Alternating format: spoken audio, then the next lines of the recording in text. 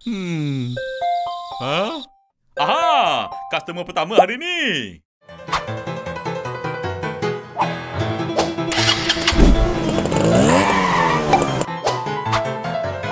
Makanan dah sampai. Macam kenal je awak ni. Terima kasih. Nanti suami saya bayarkan ya. Aduh, bila nak untung macam ni? Makanan dah sampai. Masuk. Wah, terbaiklah bang. Nanti saya rate 5 bintang. Wah, 5 bintang.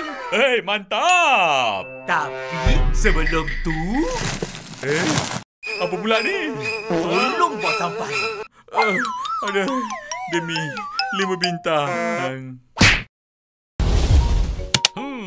Kerja elok Papa. Dah bakal 5 bintang tau.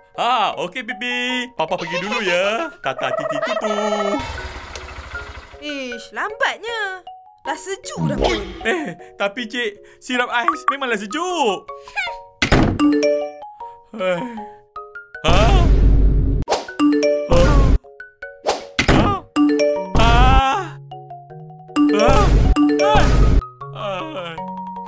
Macam mana Papa? Dapat 5 bintang tak? Semestinya kebenaran sentiasa dapat 5 bintang. 5 bintang. Terima kasih Papa. Benar Papa saya rezeki untuk kami.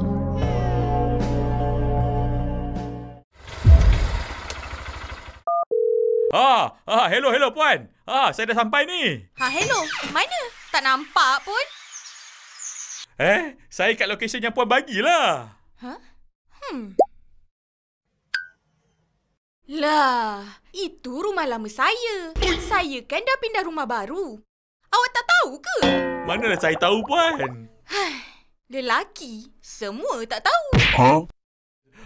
Laki juga dipersalahkan. Tingkat 7. Alamak, lift ni rosak pula. Tak sempat tunggu ni.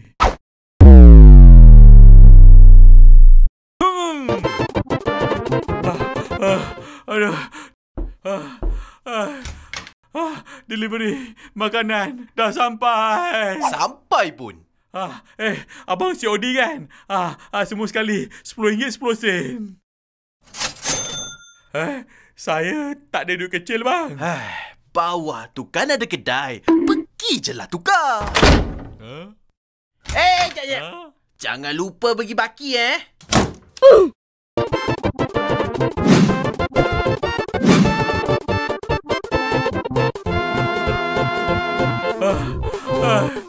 Sampai juga. Bang, nah duit bakinya.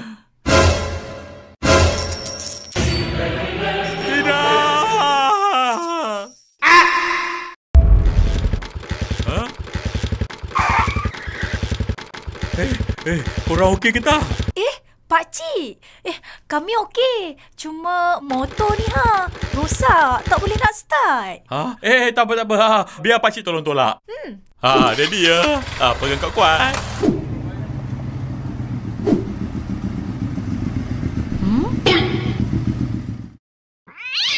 Terima kasih pakcik.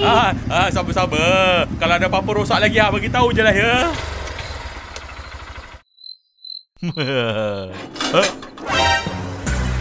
Hai Papa. Tolak motor je. Lori kat sana tu. Tak nak tolak sekali ke?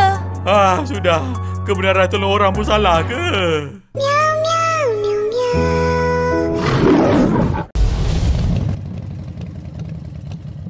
Tu, dah siap order kamu. Customer order 2 je tu. Kenapa ada 5? Ada lebih. Kamu ambil lah. Kami belanja. Terima kasih. Saya pun nak belanja coklat ais. Belanja? Itu pun kamu hutang. Alah Tok Abah, kira sedekah. Dapat pahala.